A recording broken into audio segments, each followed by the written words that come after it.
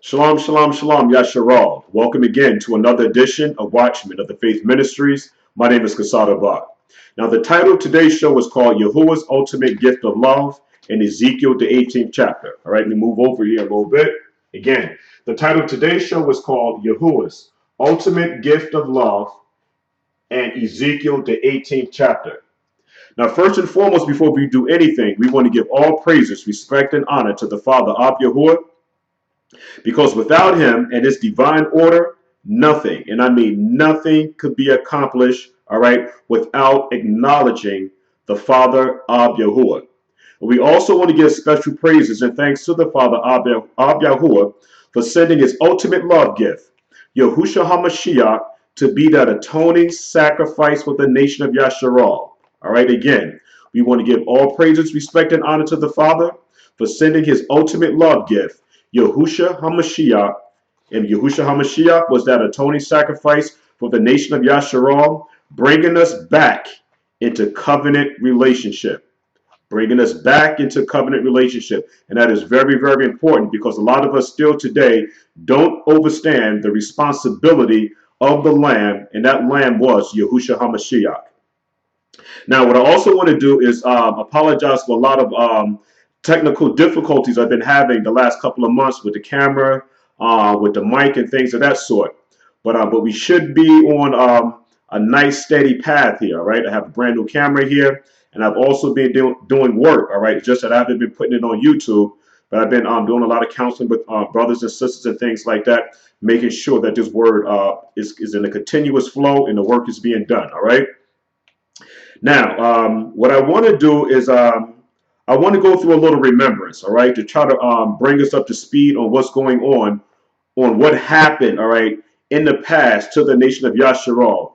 And I believe that if we were to reflect, all right, on the things that happened in the past, it would give us a better understanding on where we're at today and what we need to look for or forward to in the future, all right? And I want to go to one of our brothers here, Yahu. I want to go to the book of Lamentations, the first chapter, and I want to read verses 1 through 10. All right, again, the book of Lamentations, the first chapter, verses 1 through 10. And we have Yahu complaining about a situation or wanting to know what's going on with the nation of Yashra'al. Yahu says, "How doeth the city sit solitary, that was full of people? How is she become as a widow?" All right. So that word widow is going to be very, very important, because the nation of Israel, because of disobedience, was kicked out of the land. All right. So that word widow, again, is very important, because we are a married people. And the Father explained to us very explicitly now is that if we didn't follow Torah, that we will be, all right, kicked out of the land of Israel, the land of Yashra'al. So right now, Israel is like a widow. We have not been regathered, brought back to our original homeland. All right. And so that even goes into the split between Northern and Southern Kingdom, where we have Northern Kingdom given a bill of divorce in 721. And then we have eventually Southern Kingdom been given a bill of divorce. And so both tribes were exiled out of the land because of disobedience. So again, how is she become as a widow? She that was great among the nations and princesses among the provinces, how is she become tributary? Now these are all questions. She weepeth sore in the night, and her tears are on her cheeks. Among all her lovers, she hath none, and that's the operative word, she has none to comfort her. All her friends, all of her friends now, have dealt treacherously with her. They are become her enemies. And to this day, even though we're going through all of this captivity, all of these the tribulations that we're going through, for some strange reason, it is still hard for us to believe that we need to come front and center with the Torah. The Torah is instructions that binds the wedding together, that brings us now back into covenant relationship with the Father and the Son. There is absolutely no way, okay, of getting around the fact In order to be called a married people to the Father and the Son again, we have to come back to Torah. All right, that's a must. No other way of getting around this. All of her friends have dealt treacherously with her. They are become her enemies. Yehuda is gone into captivity because of affliction and because of great servitude. She dwelleth among the heathen, she findeth no rest. All of her persecutors overtook her between the straits. The ways of Zion do mourn. So when it says the ways of Zion, we're talking about the Torah. Let me write this down here on the board. The ways of Zion is to follow Torah. I can never say that enough. That's going to be the main topic that we're going to be talking about in this class today when we talk about Yahuwah's ultimate gift of love in Ezekiel 18th chapter. All of this is boiling down to is that Yashra'al must come to the complete understanding is that they have to follow Torah and understand what it is that the Father Yahuwah has set up. All right, that is very, very important. We have to understand what Yahuwah has set up and what is the ultimate gift of love. And did this ultimate gift of love, all right, become flesh and tabernacle amongst us, all right? That is going to be very, very important. So again, just a quick recap. When it says, now the ways of Zion do mourn, we're talking about, again, the Torah. So the ways of Zion do mourn because none come to the solemn feast. All her gates are desolate. Her priests sigh, her virgins are afflicted, and she is in bitterness. Her adversaries are the chief, her enemies prosper. And so we understand now what was going on here now. When the Father set out the laws, statutes, and commandments, the agreement was that we would follow, again, the laws, statutes, and commandments. But because we didn't follow the laws, statutes, and commandments, Israel has become the tail instead of the head. All right. So again, just because you just can't say that you're an Israelite and everything is good. There's a responsibility that Israel must follow in order to be called the bride. All right. And she must follow Torah. Just because you are the biological seed of Israel means absolutely nothing. You must follow Torah. Her enemies are the chief, her enemies prosper. For Yahuwah hath afflicted her. And that is very important for us to understand. It is telling us here now that Yahuwah have afflicted her. Because right now what's going on, there's a lot of finger pointing on why we're in a situation that we're into today. And from my personal experience, a lot of us likes to blame the other nations. But the reason why Israel is in a situation that they're into today is because, again, I'm going to be very repetitive in saying this, all right? The reason why we're in this present situation, we're not reunified, and we're not in our own homeland, is because we broke the agreement. The agreement was that we would follow Torah, all right? Very, very important. For Yahuwah have afflicted her for the multitude of her transgressions. And so we know what are transgressions. Transgressions, excuse me, are not following the laws, statutes, and commandments. Those are transgressions. And the transgressions of Yashra'al is written with a pen of iron. All right. So this is a very, very deep situation that Yashra'al is into. And we need now to come back again into Torah in order to come back into covenant relationship. All right. So we're going to speed this up here a little bit. For the multitude of her transgressions, the children are gone into captivity before the enemy. And from the daughter of Zion, all her beauty is departed. Her princes are become like harts that find no pasture. All right. Harts of deers, they find no pasture, and they are gone without strength before the pursuer. Jerusalem remembered in the days of her affliction and of her misery all her pleasant things. And so this is what's happening now. A lot of us now are beginning to remember, okay, the former things where we used to be, all right, when we were in covenant relationship with the Father, where everything seems to be going good, all right? Everything was going good.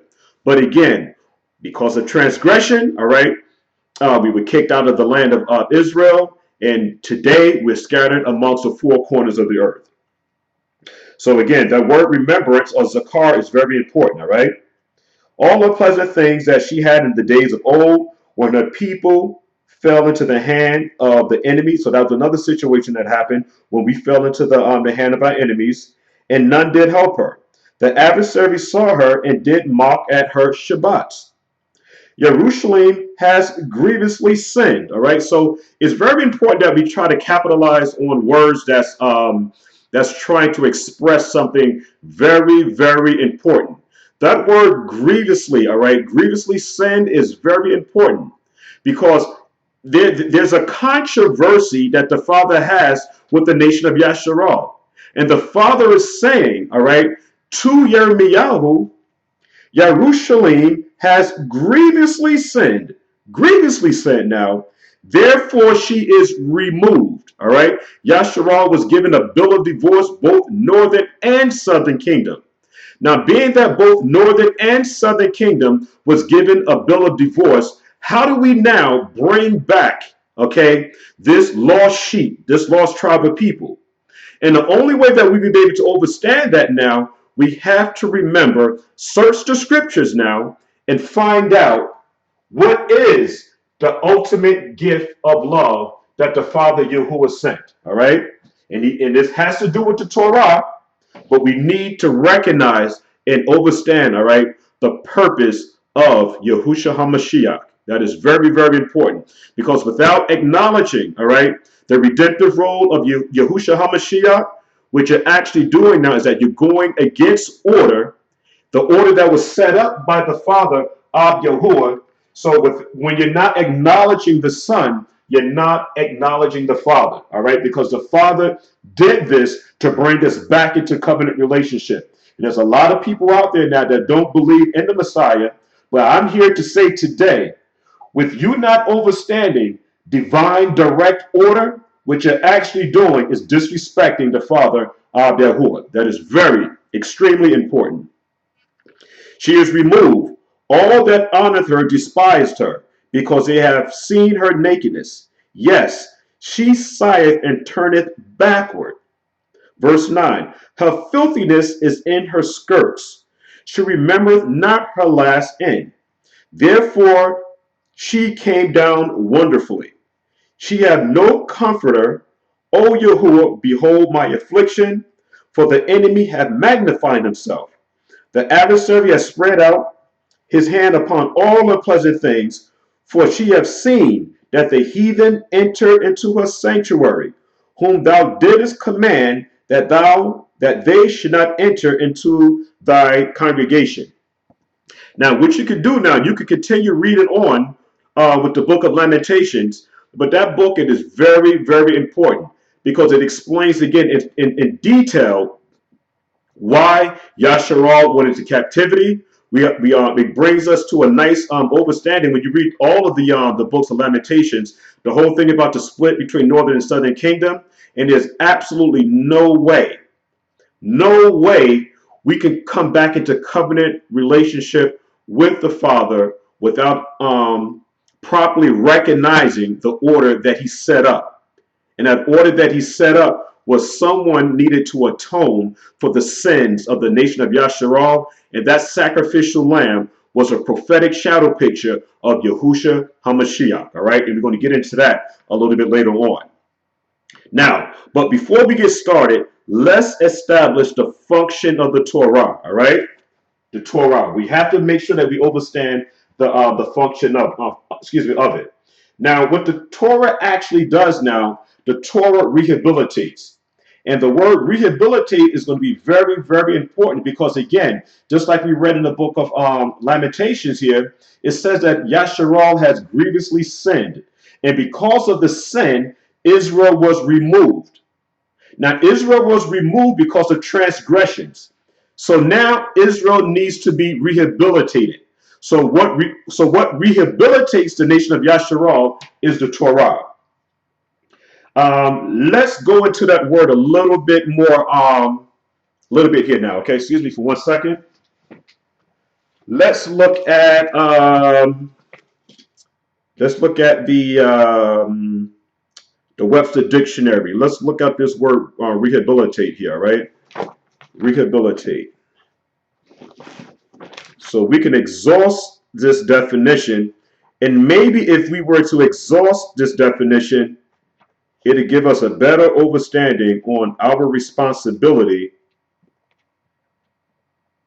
as Israelites and what is our purpose and what is our function. The word rehabilitate, rehab, means to restore to a former state. All right, to restore to a former state, and that's what the Torah does. All right, it reforms us to or restores us to our former state when we were once in covenant relationship with the Father and the Son. It means to capacitate or to grant a privilege, a rank, to reinstate. All right, that word is very important. To reinstate, to make one capable of becoming a useful member of society again. All right, that definition spells it out plainly. Again, the purpose of the Torah is to rehabilitate, to make one capable of becoming a useful member of society again. And that useful member of society is what I'm going to bring out today is being set apart, being part of that body of the Messiah, okay? Being part of that body of Yahuwah. This is what we should be concentrating on, all right? Because right now, at this present time, collectively, all right, we're not following Torah, and there's a lot of issues that's going on in Yashra'al. Now, let's go to some Torah scriptures here to further explain our present situation and what we need to do to get back into covenant relationship with the Father. All right, we're going to go to the book of Yeshayahu. We're going to go to Yeshayahu, which is the book of Isaiah 44:22. Understanding the different tenses is going to also be very important to give us a better understanding of the scripture, all right? Because we have here now the Father speaking through Yeshayahu, telling Yashra'al, I have blotted out. When it says I have blotted out, this is something that has already been done, already been set to happen, all right? When it says I have blotted out, that word blotted out, I'm going to write this word down here. The word blotted out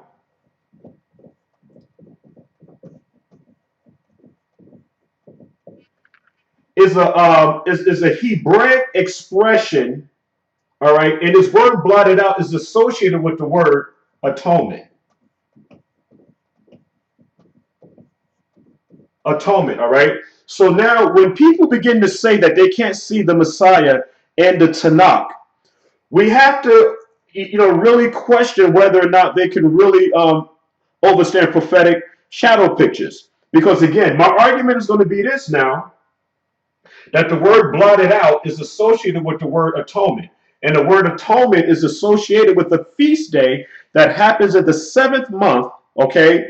The 7th month on the 10th day.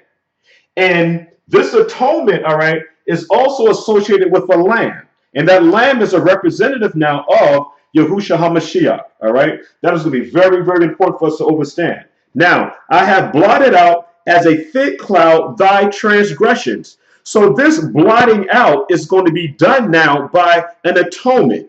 So we have to ask ourselves now, who's going to be the one that's going to be doing this atoning? Because we have now in times past, prior to the Messiah coming now, we have the priests who were making he was making a sacrifice for himself, then for the people, but he had to make a cleansing for himself is what I'm trying to get, the point that I'm trying to get across now. But we're going to have someone now who has no blemishes, which is Yahushua HaMashiach, and he was the one that was going to be this perfect atoning sacrifice for the nation of Yashra'al. So again, blotting out or blotted out is associated with the word atonement. This word atonement is associated with the word lamb. The word lamb is associated with the with Yahushua HaMashiach and his redemptive role.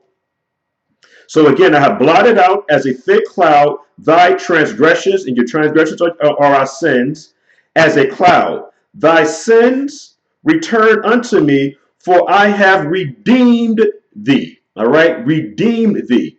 These words are very, very important. And again, all right, the word redeem. Excuse me, the word redeem is also a messianic, all right, expression, and we need to identify what this word means and how it relates to the nation of Yashra'al. Because we're going to have to ask ourselves again, what was the purpose of these priests here always sacrificing lambs? These lambs were, again, prophetic shadow pictures of Yahushua HaMashiach, and Yahushua HaMashiach was Yahuwah's ultimate gift of love. All right, so it's very important that we don't run over these words, that we really dig a little bit deeper here and not just look at the scriptures from a Peshat level. And there's nothing wrong, again, with the literal meaning of the scripture. But when we begin to go a little bit deeper, we should be able to find the Messiah and Yahuwah's ultimate gift of love. All right. Let's now go to Yeshayahu, the 43rd chapter, the 25th verse.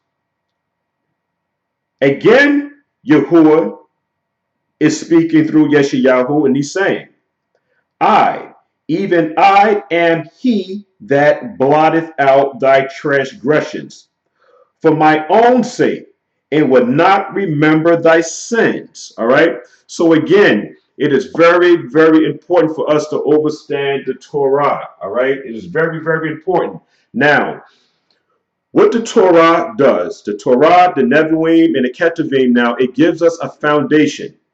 And we can't forget that the foundation is the platform where everything else builds upon. So if we can understand the Old Testament, as they call it, the Old Testament, it would be no problem for us to understand the Brit Hadashah, all right? But if you notice now, a lot of the teachings that I do, I like to stick basically in the Old Testament, what they call the Old Testament, because I believe that that's where the problem is beginning, because we're not identifying these words in their fullest form, like the word blotted out, the word atonement, the word Torah, the word redeem, the word save. All of these words are very, very important when we start to get into the Hebrew words now, as shub, or shuv, and teshuvah. All right, it is very important for us to to see what's going on and throw away the Gentile perspective of reading the scriptures and get into the understanding now that we must read the scriptures from a messianic hebraic perspective. All right, that works for me, a messianic hebraic perspective. All right, let me erase some of this here. All right, and if there's anything that seems a little off or whatever like that, you need for me to elaborate on it, again, like I say, always leave a message and I'll definitely get back to you at my earliest convenience. All right. Now I want to go to the book of, to help explain this even further, let's go to the book of Yeshayahu. We're going to stay there for a little while.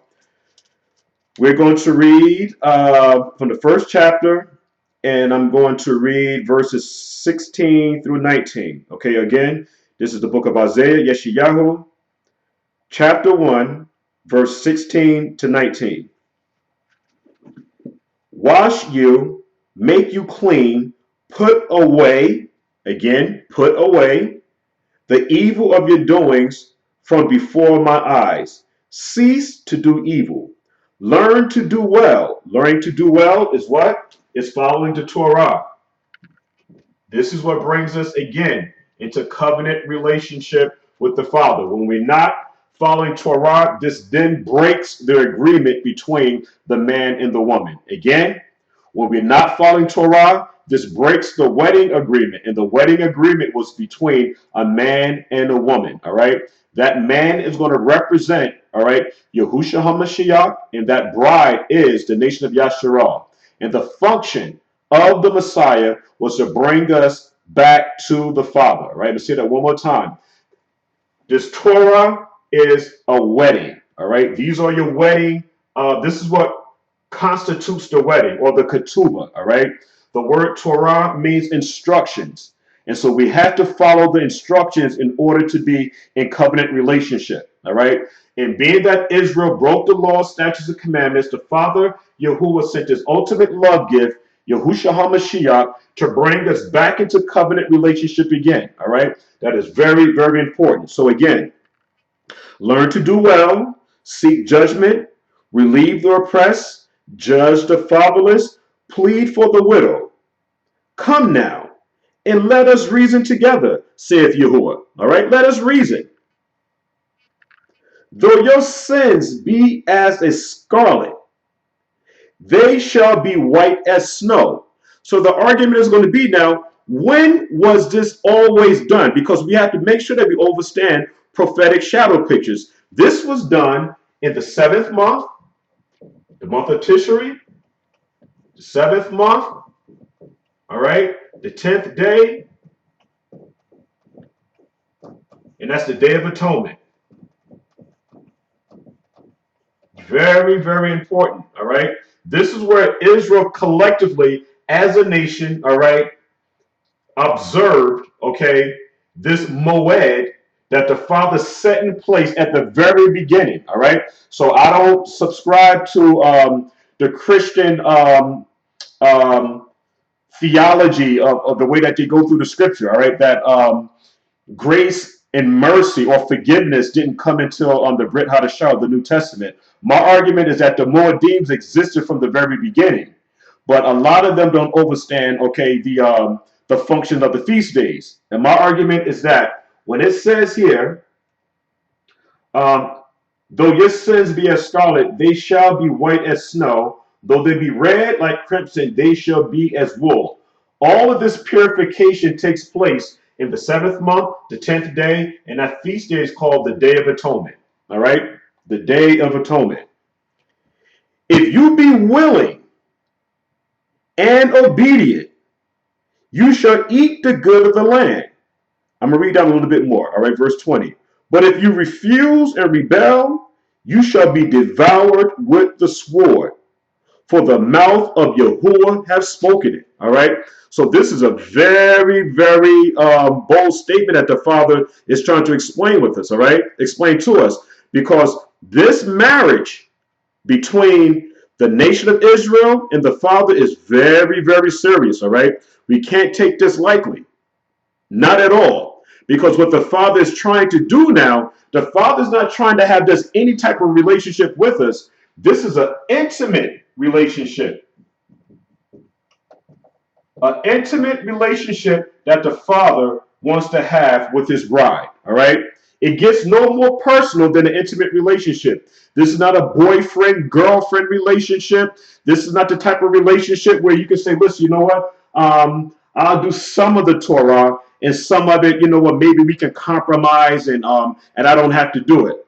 Absolutely not. What the Father is trying to have with the nation of Yashra'al is an intimate relationship. Okay? Very, very important. And if we don't follow the law, statutes, and commandments, and if the Father can't have an intimate relationship with us, he said, and it did come to pass, that he will devour us with the sword. All right? So again, I like to say that the reason why we're in the situation that we're into today is because we broke the laws, statutes, and commandments. And yes, the Father did use the other nations to punish us. But first and foremost, before I start pointing my fingers at anybody, I have to first look at myself, all right? And I believe that all Yashra'al should look at themselves and say, listen, you know what? I'm the real culprit. The reason why we're in this situation today is because we broke the laws, statutes, and commandments, and it's still being done today. And one of the ultimate things that is being done is not acknowledging, okay, the Father's ultimate love gift, which is Yahushua HaMashiach. Now, again, The Torah is a list of instructions given by a person of authority. All right. Again, the Torah is a list of instructions given by a person of authority, and that person of authority is Yahuwah. Now, this Torah binds two or more individuals together, forming what we know as a bond agreement. All right? A bond agreement, a covenant, a marriage. Now, when I speak of a bond agreement, a covenant, I'm speaking through the shedding of blood. All right? The shedding of blood is going to be very, very important. All right? The word brit, all right, as we say, the brit hadashah, this word brit here is very, very important. It's tied to the word covenant. And there can be no covenant without the shedding of blood. The shedding of blood, which again brings us to another question. If Yashra'al was given a bill of divorce, and if the first covenant was made by the shedding of blood, it should be automatically assumed, okay, that to reconnect back to the Father is going to take the shedding of blood. All right. So the word brit, covenant, the shedding of blood, or another word, cutting. It simply means cutting. There needs to be a cutting. There needs to be a sacrifice.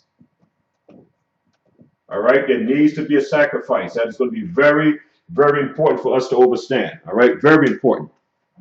Now, let's show what I'm talking about. Okay. Let me show what I'm talking about with some scripture here. All right. Let's look into this a little bit more in detail. Let me erase some of this here.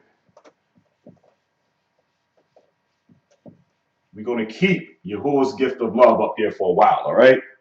Now, I'm going to do a little diagram here. All right. And see if you're also able to make the connections or see the picture that I'm trying to draw here.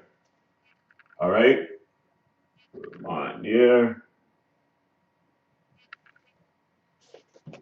Okay, on my left, I'm going to write Adam.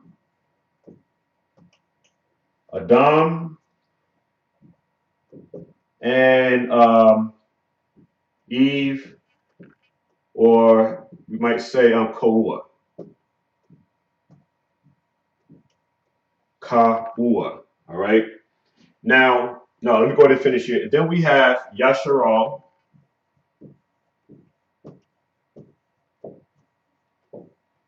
Yashra'al and Yahusha HaMashiach. We're just going to put here Yahusha.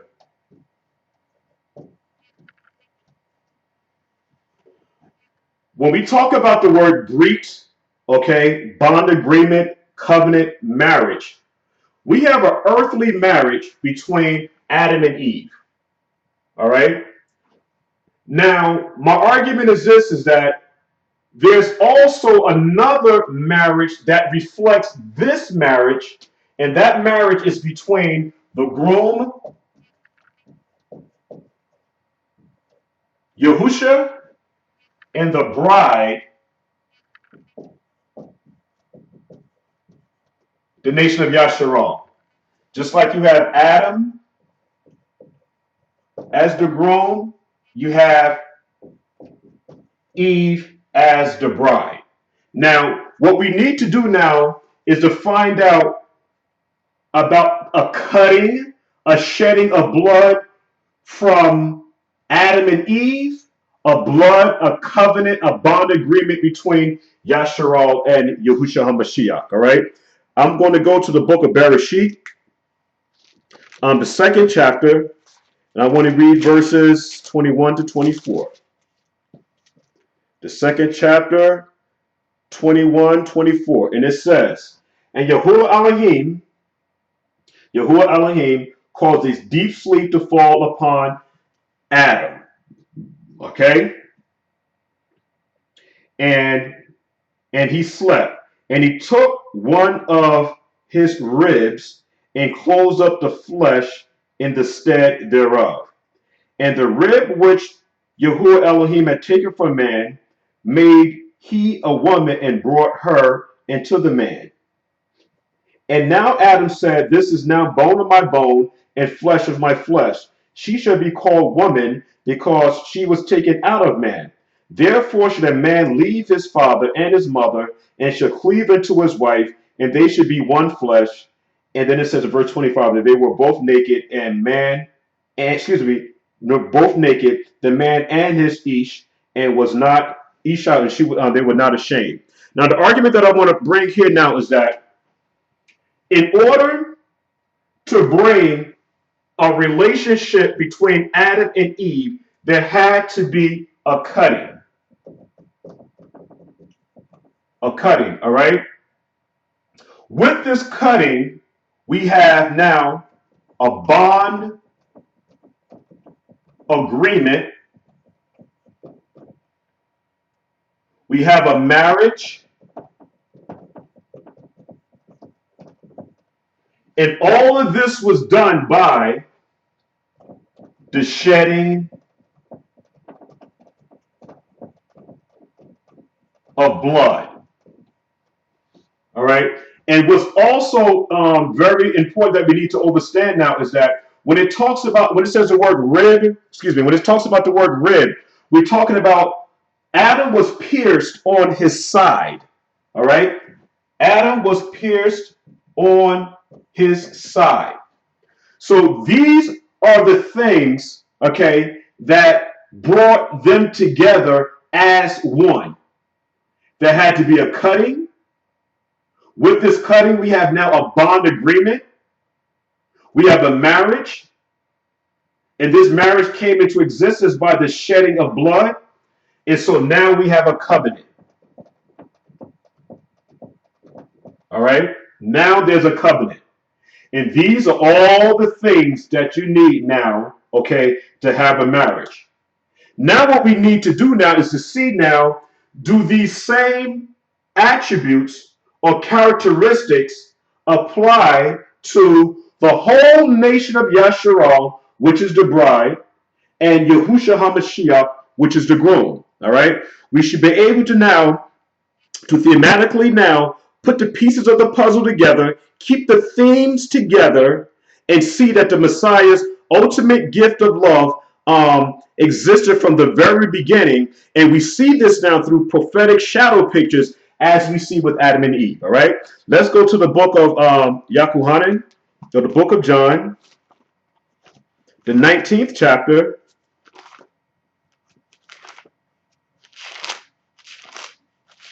The 19th chapter.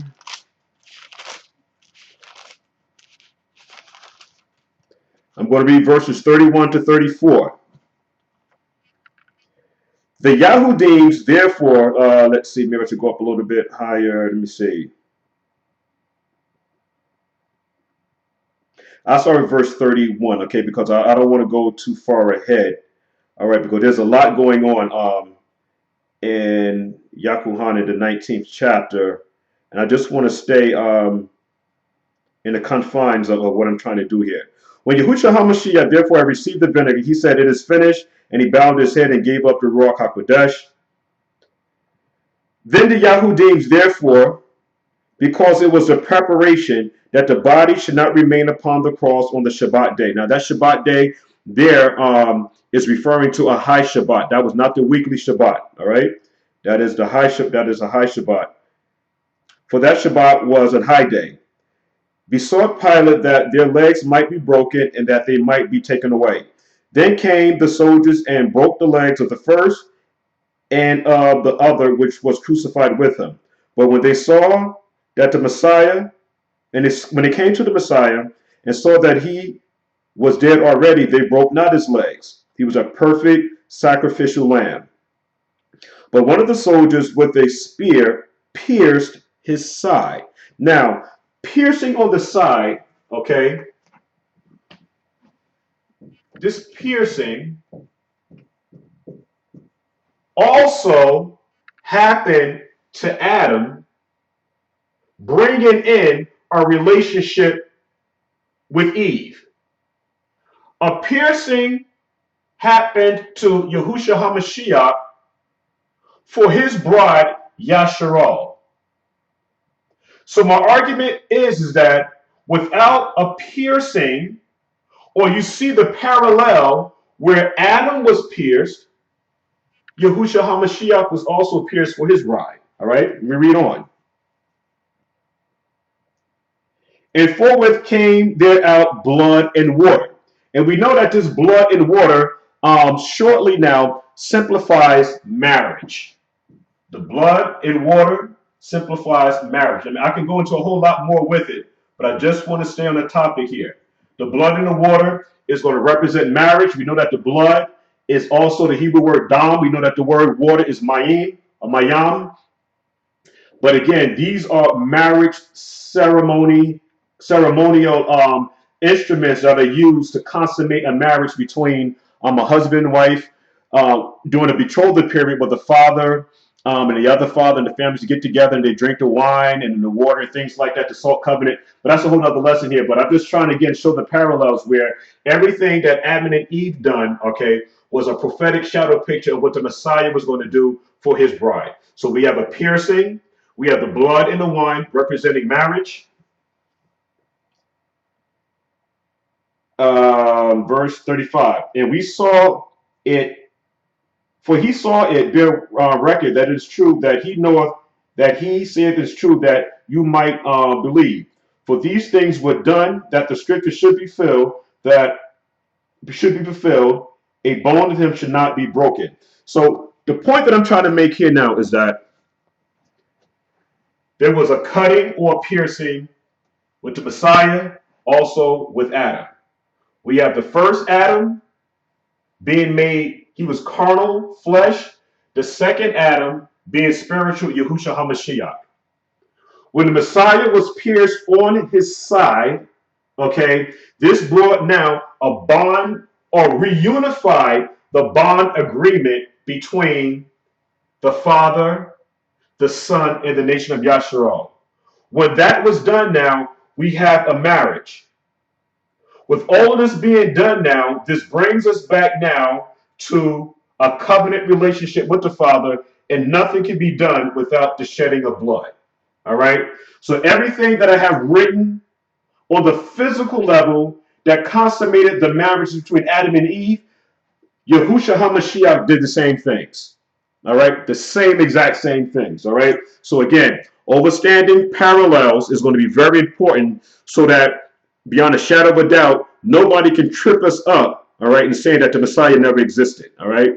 That is a bunch of malarkey, and we will not subscribe to that style of teaching, okay, at all, all right?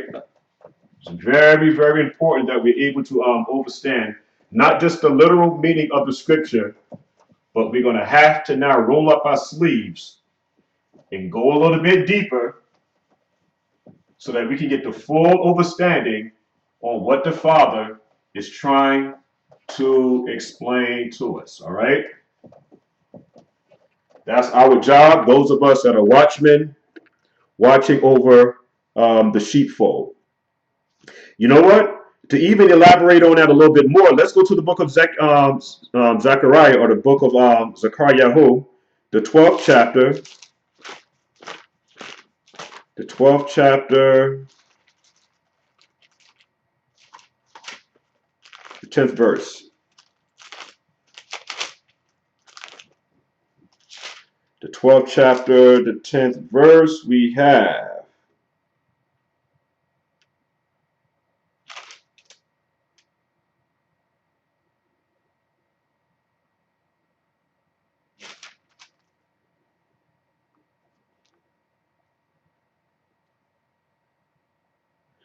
Yes, 12 and 10, excuse me.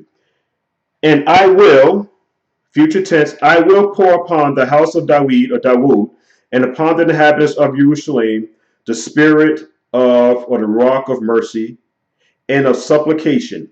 And they shall look upon me. The me is not referring to, okay, Yahu, is not referring to Dawid, but is actually a prophetic shadow picture referring to Yahushua HaMashiach. And they shall look upon me whom they have pierced. Just the way, again, Adam was pierced, the Messiah was pierced. Adam was pierced for his bride, bringing them into covenant relationship, a marriage, a bond agreement. The same thing also happened to Yahushua HaMashiach. He was also pierced on his side for his bride. They shall look upon me whom they have pierced, and they shall mourn for him as one mourneth for his only son, and shall be in bitterness for him, as one that is in bitterness for his firstborn. Okay, for his firstborn. So that is very, very important for us to understand. All right, everything is actually there. It's just that we really take the time, okay, to read the scriptures and see now that there's a lot of prophetic shadow pictures that's going on, and we need to really take our time. All right, we must take our time reading the scriptures and reading it from a messianic hebraic perspective. Now, as I believe, reformation needs to take place in Yashra'al, all right? That's the reason why we looked up the word rehabilitate. Israel needs to be rehabilitated, and what rehabilitates us now is Torah. I believe our reformation needs to take place in Yashra'al, and that begins with us returning, okay? And the Hebrew word for return is the Hebrew word shub. And repenting, teshuvah, to Torah. And the Malachims, the messengers of Yahuwah, are also followers of Torah. All right, that's right. I said it. The Malachims, all right, the messengers of Yahuwah follow Torah. The Torah existed from the very beginning. All right, I'm say it again. Torah existed from the very beginning. The earth was created on the fundamentals of understanding Torah. The universe was created, okay, on the fundamentals of understanding Torah. Everything was created, okay, according to the instructions of the Father of Yahuwah, and all this has to do with Torah, all of it.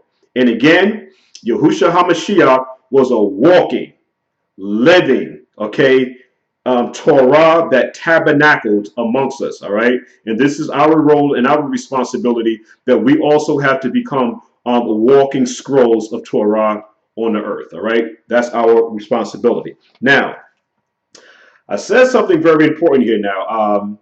I'm saying that the messengers of Yahuwah, all right, followed Torah. Let's go now to the book of Bereshit 3:22. All right, Bereshit 3:22. Let's see what's going on here. Just a quick recap. We know the situation where we have the creation of Adam and Eve. You know, they both were giving the laws, statutes, and commandments. That is very important for us to understand. We have a situation now where there was transgression in the Garden of Eden, and we see now that they were both expelled from the garden for not following the rules that the Father had set up from the very beginning. Now, after that was done, now we have a situation in verse 22. It says, and Yahuwah Elohim said, behold, the man is become as one of us to know good and evil. And unless he put forth his hand and take also the tree of life and live forever, therefore Yahuwah Elohim sent him forth from the Garden of Eden to till the ground from whence he was taken. So he drove out the man, and he placed at the east of the Garden of Eden cherubims, and a flaming sword which turned every way to keep the way of the tree of life. All right. Now, that's easily understood. All right. Easily understood. But let's read that now from a Hebraic perspective. All right. Let's look at it from a Hebraic perspective. We're going to read the same chapter and verse, but watch this. And Yahuwah Elohim said, behold, Ha'adam, or mankind, but in particular, Adam, has become as those from out of us. All right? That is very important. Adam has become as those from out of us to know good and evil. Now, those that came out of the body are called the disagreeable ones. The disagreeable ones. These came out of the body. All right? Out of the body to know good and evil. Now take away his ability, Adam's ability to put forth his hand and also take from the tree of life. Okay? This tree of life is going to be very, very important. We need to be able to identify this tree of life. And just to let the cat out of the bag, this tree of life is Yahushua HaMashiach. It is Yahusha, all right? Understanding or overstanding, again, messianic themes is going to be very, very important. We have its, okay, Kayim. We have to understand what is the ex Kayim. We're going to go over that today. To put forth his hand and also take from the tree of life. And again, this is a prophetic shadow picture of the Messiah. To eat from it and to live olam. And that olam, or forever. Therefore, Yahuwah Elohim sent him out of the Garden of Eden to till the ground, which he was taken from, and he drove the man out. Now, what I'm going to do is look at a couple of interesting words to try to give us a better understanding of the redemptive role of the Messiah and Yahuwah's ultimate gift of love. Now, again, all this is going to help us now to get a better understanding of Ezekiel, the 18th chapter. But again, let's understand the Father's gift of love. Now, there are four very important words that we need to examine. One word is out of us. Out of us. All right, we can look into that word. We're going to look into the word olam, the word forever. And we also have olam spelled A-L-A-M. All right. We also want to look at the word tree of life.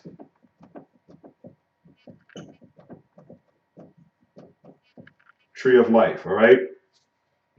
And there's another word we want to look at too. Let's see, what's the other word here I have? Out of us, olam, the tree of life. Let's stick with these three words here for right now, okay? These three words here. Out of us is the Hebrew word mamanu, all right? Manu. All right? The word olam, as we already know, is actually this is the Hebrew word already. This is the word forever, or to a particular point, or to a world, or to a particular point of an end. All right, not necessarily forever the way that we look at the word forever, in an English Gentile perspective. All right. Then we have the word tree of life. The word tree of life is actually it's or ats. All right, Kayim. Very, very important. All right. So what I want to do first now, let's look at the word. Let's look at the word mamanu first. All right. We're going to take our time here to make sure that there are no mistakes. And if there's any questions again, let me know and we can definitely talk about it. The word mamanu or meminu, we have it the mem, the noon, and the u. The u. And again, this word means out of us. So again, Adam and Eve, because of transgression, they were now part of a group of messengers that came from the body that were disagreeable. Now let's see how this word ties in with Adam.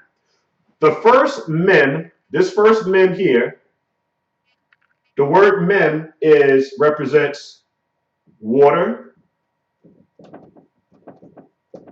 okay, liquid, chaos, and it also means to bring forth. Okay, there's a couple other definitions, but this is going to suffice for now. Now, the next mem obviously means the same thing: water, liquid, chaos, or to bring forth. Then we have the next word, which is the noon. The noon means, let's put it down here. The word noon means life. Okay, you might see the word fish, represents a fish. Then we have the nail, okay, the oo. Let's put it this way, the oo. The nail or the peg. And it means, it's a picture of a nail, a fastener or to fasten, to attach, to secure. So when Adam transgressed in the garden, Adam became part of a group that left the body. So now, if we were to read this down through the pictographs, Adam brings forth, okay, chaos, which is the next mem, into life, and it is now attached or secured to mankind. Again, Adam became part of a group of beings that came out of the body that was disagreeable. And the word out of us in Hebrew is the word mamanu or memenu.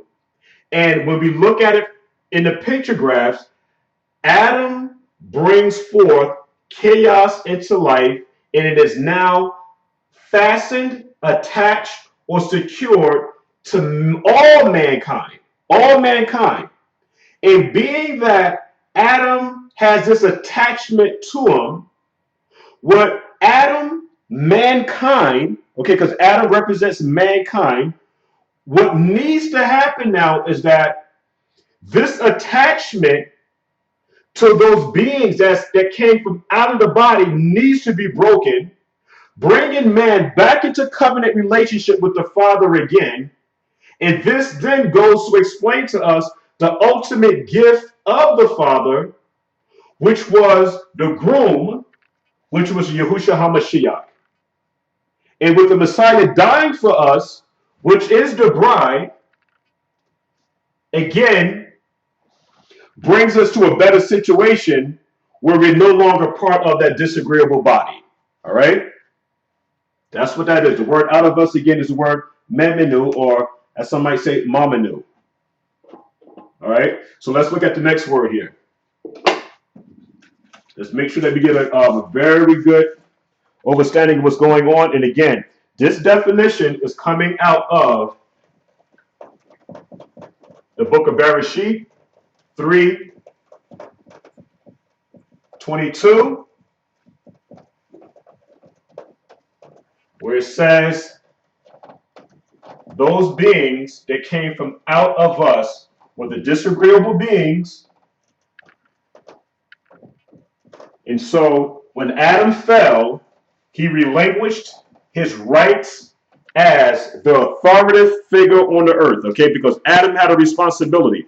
When Adam transgressed in the garden, when he relinquished his radah, his dominion, someone else sat in his seat, and that individual that sat in his seat was Hashatan. And this is the reason why the world's in chaos today, and there's no reunification of the northern and southern kingdom, and the earth is the way that it is because of the figure that the Father set in place to set righteousness in the earth, failed to do the job. The same way that that responsibility fell on us, where we were supposed to be the light of the world, because we were supposed to be a representative of the Father and the Son, and that didn't happen. So now chaos is on the earth as we speak. All right.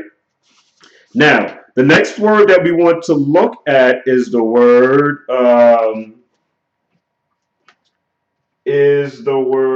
let's see, olam.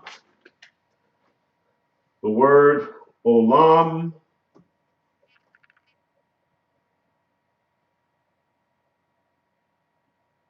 and the word alam. Let's do this way. Olam. Okay, we're going to go to some strong numbers here, all right? OLAM, we're going to go to the Strong's number 5956.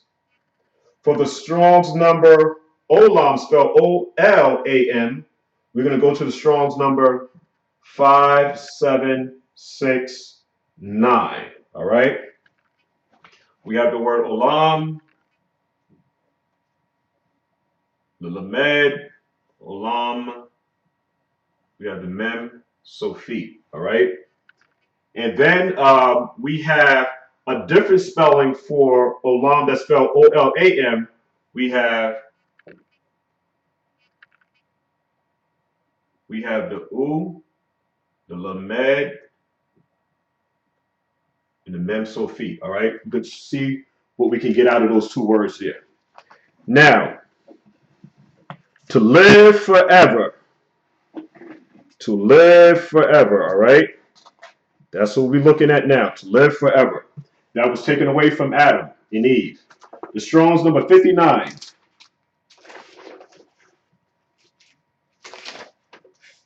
5956. Let's see if we can get a better understanding of what's going on. 5956. 5956. This olam is spelled A-L-A-M, means to veil from sight. Now, let me read this again. Let me read the whole definition. To veil from sight, to conceal, to hide, to blind, dissimilars, hidden, secret things, anyways, and then it goes into some other definition. So let's read 22 again. And Yahuwah Elohim said, behold, the man has become as one of us. We broke down the word memenu, to know good and evil. And now lest he put forth his hand and take also of the tree of life and eat and live forever. And the word forever, we have the word A-L-A-M, 5956, alam. And then we're going to have 5769 is aulam, which is this word here, O-L-A-M. Now, what I found interesting now, very, very interesting, is that the word, this definition here, it says to veil. So we have a situation now, when Adam was kicked out of the garden, there was a veil placed on Adam. Something was veiled from sight. Something was concealed from Adam. Something was hidden from Adam. Something was blinded from Adam. Again, something became a secret thing to Adam. And so our question is going to be now, what became a secret thing? What was hidden from Adam? What became a veil for Adam? And my argument is that what that was is the Messiah. Okay? The Itz Chaim became a veil. The Messiah,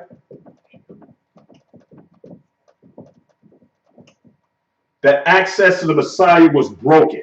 All right? It was now broken. Now, watch what happens when we go to this word, O-L-A-M, the Strong's number 5769. Watch this. 57.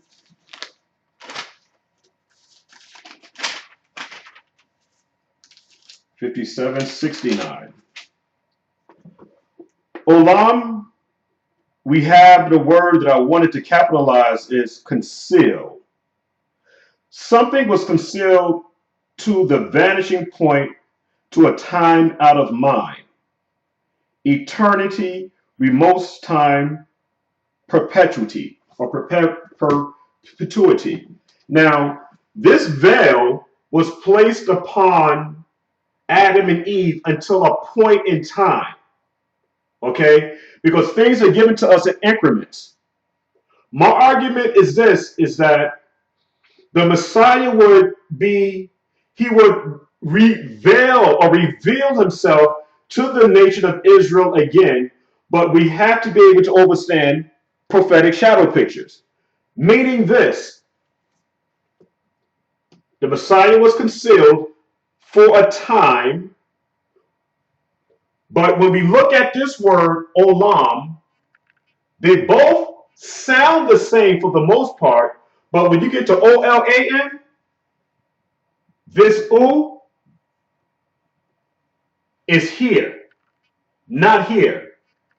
So what I found very interesting now is that this U, this nail, this fastener is so important because when that veil was initially put on Adam and Eve, this lets us know that there was no longer a spiritual connection because the U represents a connection.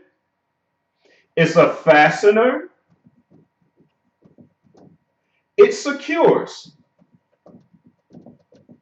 So again, when this veil was placed upon Adam, this now broke the connection that Israel had with the Etz Chaim, and the Etz Chaim brings us into covenant relationship with the Father. There was no longer a fastener. There was no longer that nail. There was nothing securing us. Absolutely nothing securing us. And when that happens, we're up for the taking. All right. And we don't want to be in a situation where we're not acknowledging the nail, and the nail represents Yahushua HaMashiach. All right. That represents Yahushua HaMashiach. All right. Almost done here. All right. Almost done. Again, if there's any questions regarding anything that I'm saying, please leave a message. All right. Please leave a message. It's just that there are so many messianic themes that's going on in Bereshit that I'm finding it almost impossible, simply impossible, not to recognize Yahuwah's ultimate gift of love. All right. And again, like I said, this is going to give us a better understanding on how to read Ezekiel, the 18th chapter. All right. That's what that's going to do. 1 second here. Another word that I want to go to is this word here called the tree. Excuse me. The tree of life. The tree of life again is X. Okay. Life is Chaim. Chaim. All right.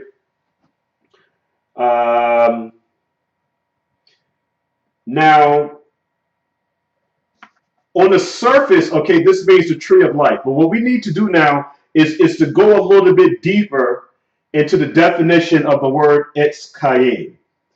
And the two definitions that we want to go to the Strong Concordance again and look at the words 6086 and 6095 to 6098. This is going to give us a broader understanding of the tree of life, and its association, okay, with Adam and Eve, the nation of Yashra'al. All right. So let's go into the good old Strongs again. Okay, let's go into the Strongs 6086.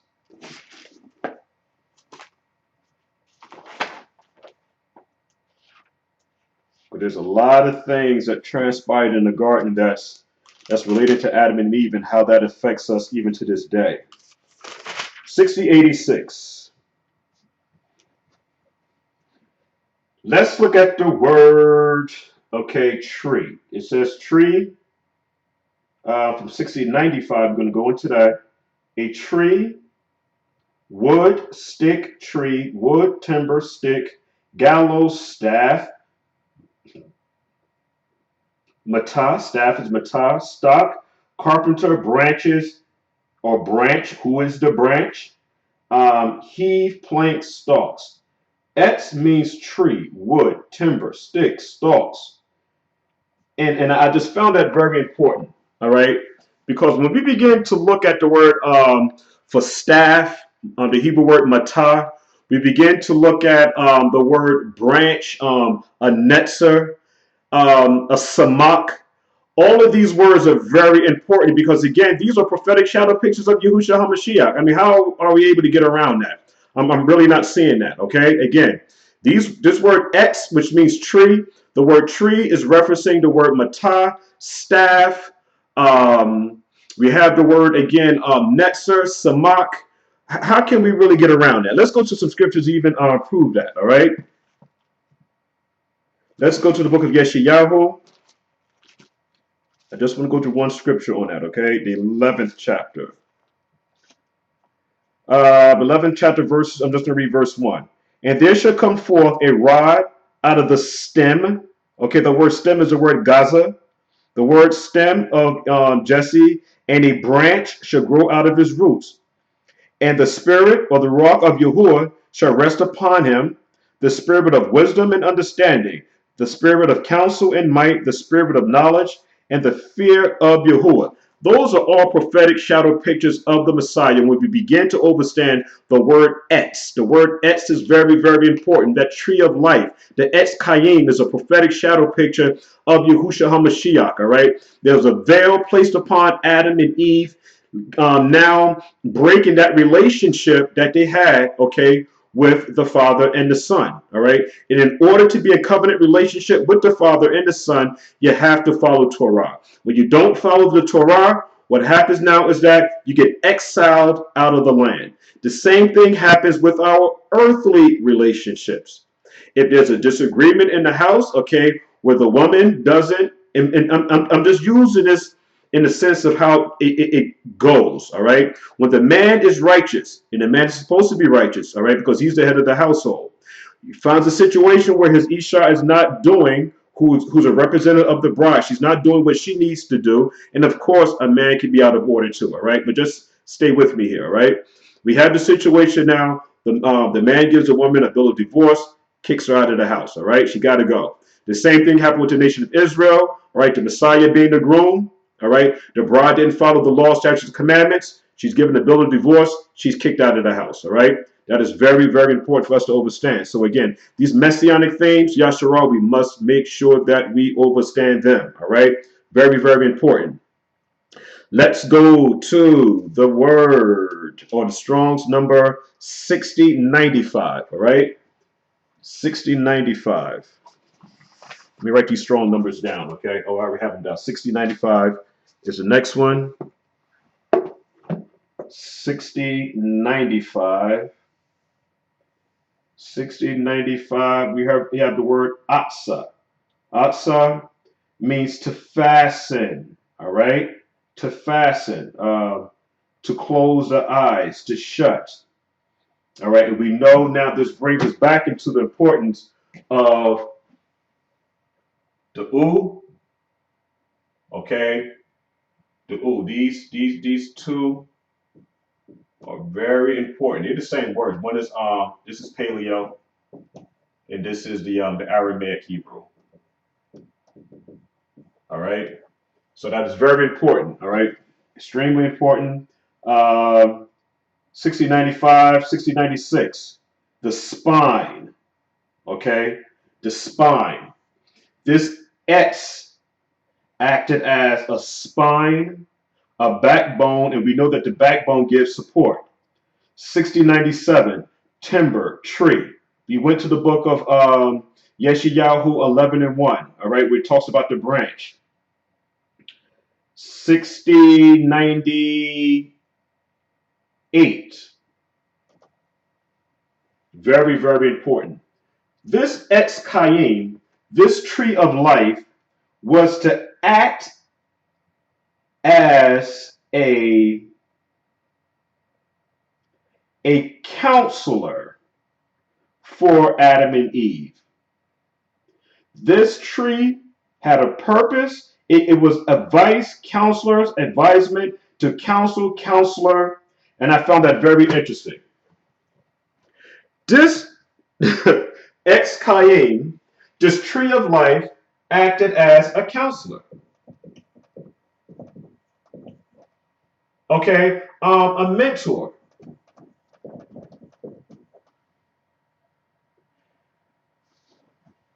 And so when we look at these definitions, as we begin to put it all together, it should, without mistake, point us back to Yahuah's ultimate gift of love, which is Yahushua HaMashiach. I mean, how are we? I'm still not seeing how a lot of us are not still seeing the picture.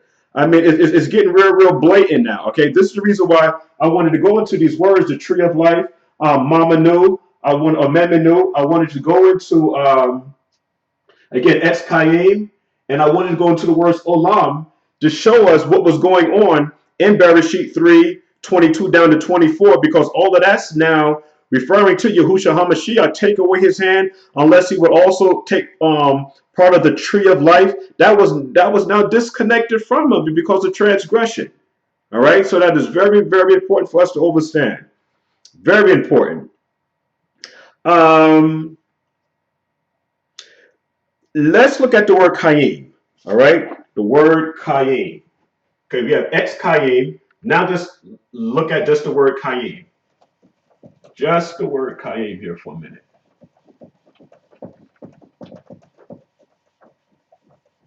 And I really, really, truly pray that this is making sense. I truly do. And if it's not, leave a message. I'm not trying to confuse anybody. It's just that, you know, there's more than one way to skin a cat, all right? Metaphorically speaking, all right? Don't go skinning no cats.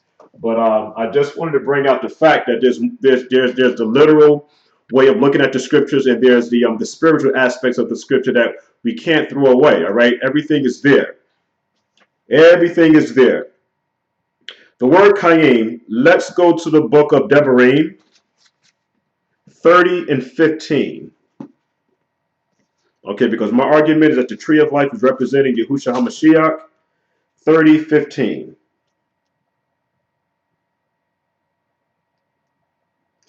We have a situation. Let me just read it first. 30:15. See, I have set before thee this day life and good, and death and evil. Now, how does that relate to what happened in the Garden of Eden? My argument is this: is that when I showed the picture of, okay, the bride, excuse me, the groom Adam and the bride Eve, then we have the situation where we have Yahusha, which is the groom, and the bride, Yashra'al. And I'm trying to show parallels here. My argument is that in the Garden of Eden, all right, in order for these two to be a functioning, governing body, there was a covenant. It was an agreement. All right. And what was set before them was life and death. That was set before them. And their role or their position was to choose life. All right. Then we have some 1,000 years later, we have the situation reinventing itself or being positioned or propositioned to the nation of Yashra'al again. It says now, because remember, this happened in the Garden of Eden. Now, we have a situation that's happening now in the wilderness where Yahuwah is saying, see, I have set before thee this day a covenant, a marriage, life and death. The same thing. I read it again. See, I've set before thee this day life and good, and death and evil, and that I command thee this day to love Yahuwah Elohim, to walk in his ways, which is Torah. So what again keeps the covenant between that kept the covenant between Adam and Eve was the Torah.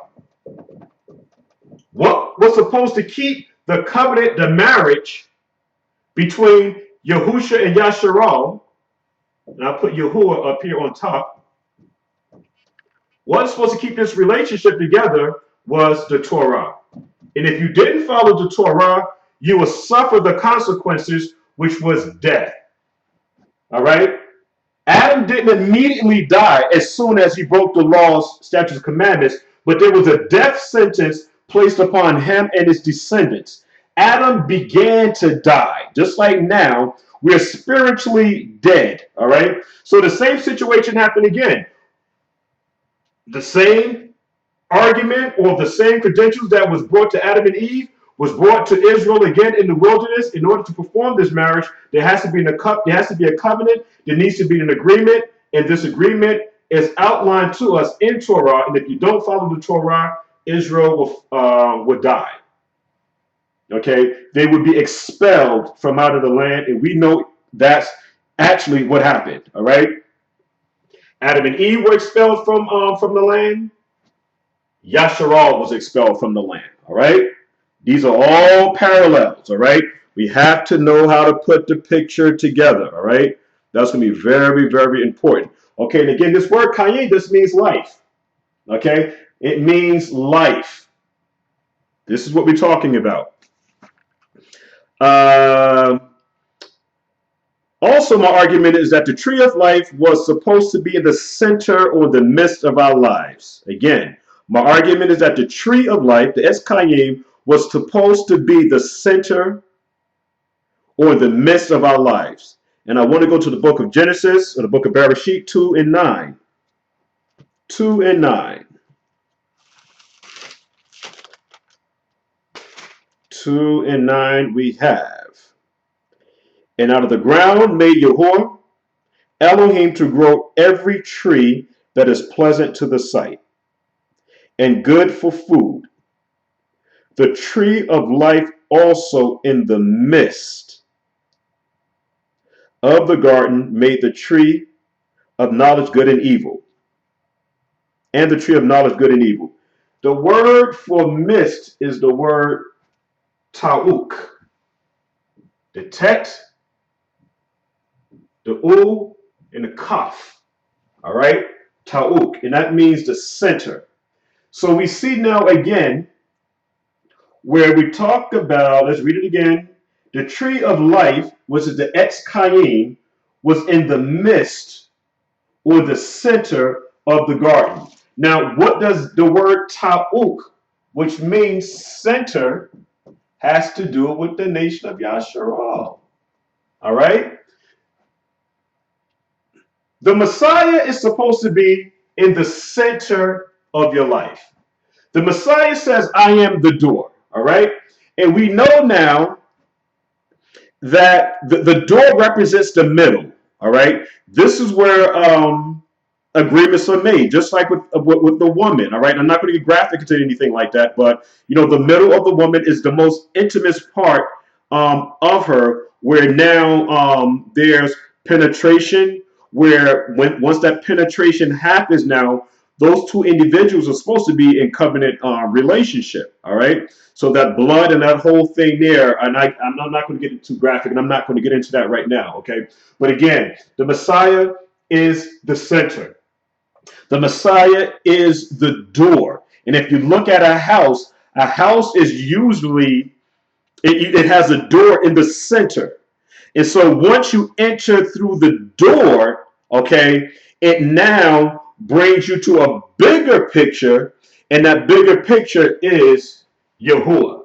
All right. So again, the Tawuk, okay, which represents it, which means center, which is a prophetic shadow picture of Yahushua HaMashiach. And if we go through the door, the dalet, the door, because the Messiah says, I am the door, that will lead us into all righteousness, which is to the Father of Yahuwah. All right? I pray that we got a clear understanding on that. All right? Again, the tree of life was in the midst of the garden. Okay, and also too, the Ark of the Covenant. Okay, that was also in the inner or the midst of the sanctuary. Okay, we can get into that a little bit later on. Now, what I want to do, okay, I want to kind of tie this up. All right, I'm going to kind of finish this up. I want to go to the book of Yahuah'S, or the book of Ezekiel, the 18th chapter. All right, I'm going to read 18, the 18th chapter, verses 1 through 19. All right, we can make this quick. 1 through 19, because it should be pretty much self-explanatory now. All right. 18, verse 1. And Yahuwah, and the word is the Torah. Okay, that's very important for us to understand now that the word, okay, is Torah. The word or thing is the Torah. And the word of Yahuwah came unto me, saying, what mean you this proverb concerning the land of Yashra'al, saying, the fathers have eaten sour grapes, and the children's teeth are set on edge? As I live, saith Yahuwah, you shall not have occasion any more to use this proverb in Yashra'al. Behold, all souls are mine. As the soul of the Father, so also the soul of the Son is mine. The soul that sinneth, it shall die. All right? But if a man be just, and that's the operative word, but if a man be just and do that which is lawful and right, and have not eaten upon the mountains, neither have lifted up his eyes to the idols of the house of Yashra'al, neither have defiled his neighbor's wife, so he's going back to the Torah, defiled his neighbor's wife, neither have come near to a menstruous woman, and have not oppressed any, but have restored to the debtor his pledge, have spoiled none by violence, have given his bread to the hungry, and have covered the naked with a garment. He have not given forth upon usury, neither have given any increase, and hath withdrawn his hand from iniquity, have executed true judgment between man and man, have walked in my statutes, and have kept my judgments to do or to deal justly or truly. He is just. He shall surely live, saith Yahuwah Elohim. So again, what we have here now is that there was a proverb going on in Israel where they say, listen, you know what? If the father is wicked, the son is wicked. All right. This is the proverb that was going on. But the father said, no, that's not how this goes. All right. This is not how this goes at all. We're going to read on and expound on that. If he beget a son that is a robber, a shedder of blood, and that doeth the like to any one of these things, and that doeth not any of those duties, but even have eaten upon the shrines, and have defiled his neighbor's wife, hath oppressed the poor and needy, has spoiled by violence, have not restored the pledge, have lifted up his eyes to the idols, have committed abominations, have given forth upon usury, and hath taken increase, shall he then live? Which is a question. Yahuwah Elohim says he should not live. He hath done all these abominations, he shall surely die. His blood should be upon him. all right, upon him. Now, lo, if he beget a son that seeth all his father's sins, which he hath done, and considereth, and that's the operative word now, and considereth, and do not such like, that have not eaten upon the mountains, neither have lifted up his eyes to the idols of the house of Yashra'al, have not defiled his neighbor's wife, neither have oppressed any, have not withholden the pledge, neither have spoiled by violence, but have given his bread to the hungry, and have covered the naked with a garment, then have taken off his hand from the poor, that have not received usury nor increase, have executed my judgments, have walked in my statutes, he shall not die for the iniquity of his father, he shall surely live. For as a father, as for his father, because he cruelly oppressed, spoiled his brother by violence, and did that which is not good among his people, lo, even he shall die in his iniquity. Yet say you, why do not the son bear the iniquity of the father? When the son have done that which is lawful and right, and have not kept all my statutes, and have done them, he shall surely live. Now, let me explain that in a nutshell. Israel is a community, all right? Being that Israel is a community, we are responsible for one another, all right? But no, all right, if the son is wicked, all right, if the son is wicked, the father is righteous, we don't have the righteous one dying for the sins of the righteous one. I mean, we don't have that. But we have something a little bit more profound that's going on, all right? Like I brought out earlier, everything that came from Adam, okay, Adam, has a stigma on it. And to get technical with it now, even though that son is living a righteous life, he can't be that atoning sacrifice for the nation of Yashra'al, all right? Those lambs that were being slaughtered was a prophetic shadow picture of someone to come that had no blemishes at all, none. And all of the prophets understood that. And to prove that, I want to go to the book of Kings. This is going to be the last scripture here. I want to go to the book of Kings, Bet Malachim. I want to read 14, 1 through 6, okay? 14, 1 through 6. So we are responsible for one another, but no, the righteous father cannot die for the sins of his son. We are responsible. We are responsible again for one another. This is an individual walk. We all got the law, statutes, commandments, so we are responsible for our own sins. Let's see, 14, 1 through 6. 14, 14, 14. Here we go, 14. In the second year of Osa, son of Ahaz, king of Yashra'al, obviously is referring to northern kingdom, reigned Amaziah.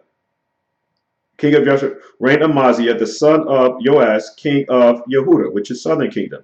He was 25 years old when he began to reign, and reigned 29 years in Jerusalem. And his mother name was Yoadan of Jerusalem.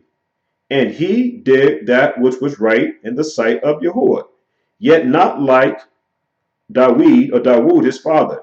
He did according to all things of Yoash his father did.